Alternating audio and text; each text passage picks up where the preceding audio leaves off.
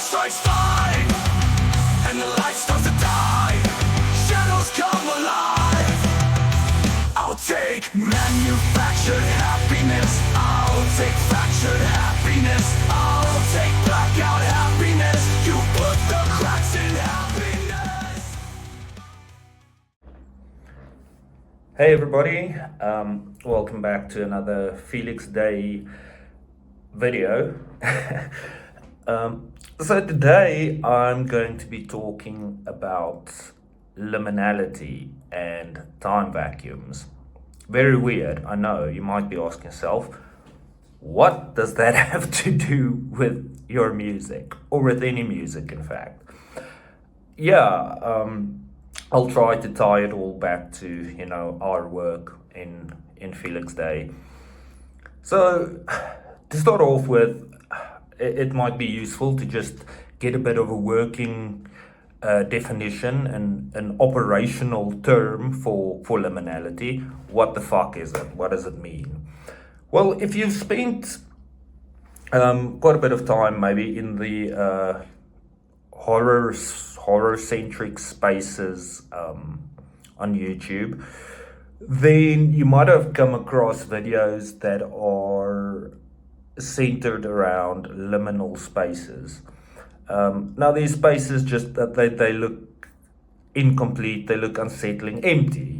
They look very empty in a very visceral, unsettling, incomplete way. And that unsettles us, most of us. So liminality as a concept was first coined by a folklorist and anthropologist. I believe he might have been Belgian or Dutch, but his name was Anton van Geernip. He coined the term liminality. I stand to be corrected. I had anthropology as a subject whilst I was studying for my communication science degree, but that is sort of what I remember. And when he worked with this term, with liminality, he used it to describe a sort of between state, betwixt and between two states. You will find this, for example, in a cultural, anthropological setting or environment where, for instance, someone is undergoing a rite of passage, say, from being a child to being considered an adult by that particular society. So it's a state of disorientation, confusion, ambiguity, as you are in this liminal state. Limen, the word actually, comes from the Latin word meaning threshold. So liminal, you're on the threshold. You're not quite in one state, but you're not yet in the next state, if that makes sense. So how does that pertain in even the most tenuous way to the music and the art that we create? Well, personally, I feel liminality is, there's a bit of liminality to every day for me, a liminal sensation that I experience, usually around the time of 5 in the afternoon, which makes sense because, during the day up to about 4:30 or 5, I'm doing my day job, I'm writing, I'm working.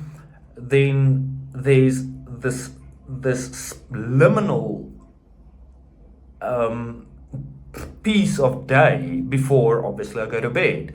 I'm not going to tell you what time I go to bed because you're going to laugh because it's very early, but it has to be at least dark. That's what I call a time vacuum. There's a vacuum in time. I actually reference that vacuum in time in the single Manufactured. It's very much about that.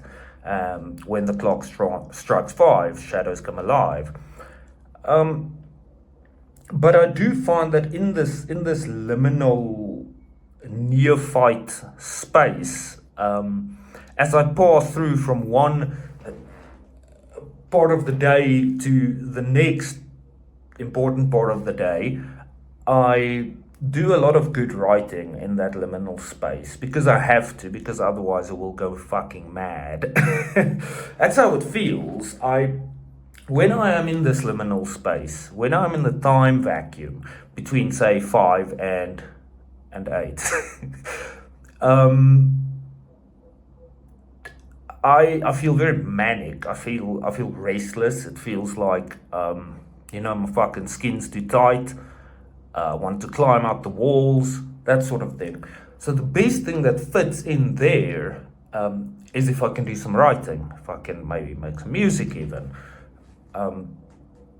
It's it's a disorienting place to be, and in fact I've always, as long as I can remember, I felt a great sense of dread and anxiety towards that time of the afternoon. Now, psychologists have hypothesized about this and posited, in my case, that it might be because as I was growing up, there was a lot of fighting at home.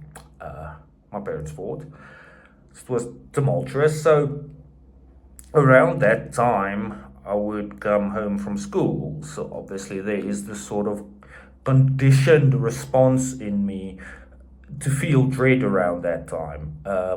I think especially it's the uncertainty. It's the uncertainty, and I'm not going to quote scientific papers or studies or anything. I'm going to tell you what I think I remember I read once, that trauma at a very young age, it can actually alter the physiology of your brain, the neuroplasticity, that sort of thing. I am not entirely sure if that's true. I could probably just Google it, but it makes sense because I've spoken to other people who had a different sort of traumatic experiences as kids, and now 20-30 years later they are still behaving and responding in a way that is a direct response to that terrible trauma that they experienced during either the developmental phases of their lives or the formative years.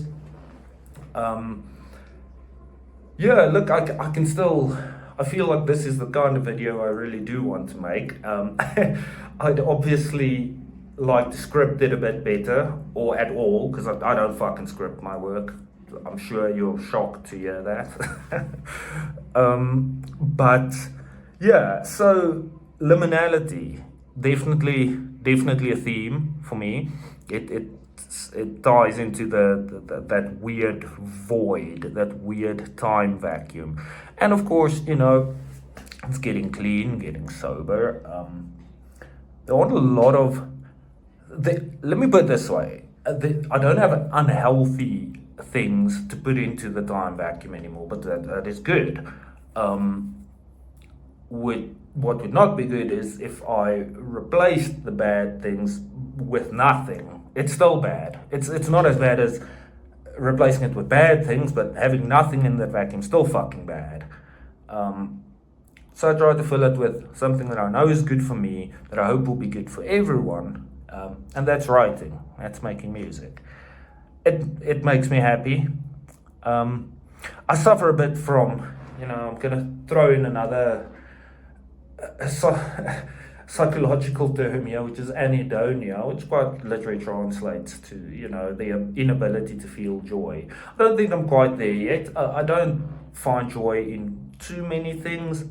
Making music, being with my dear friends or my dear friend, Chantal, who helps me to make music, being around my family, being around my support network, whichever shapes those take, that is immensely empowering to me, and it makes me feel happy. So yeah, if you didn't know what the liminality was prior to watching this video, hopefully now you know. I feel I've probably not made the most educational content, and beyond the music, probably not the most entertaining content, but in the end, I'm hoping that I'm talking to one person, even if I'm just talking to a single person out there. It makes it all worth it. And thank you. Thank you for watching this video. If I may please ask you to subscribe if you haven't done that yet, and throw a like. If you like, you can comment as well. But yeah, thank you from the bottom of my heart. On behalf of Chantal and I, we really appreciate all the support. Thank you.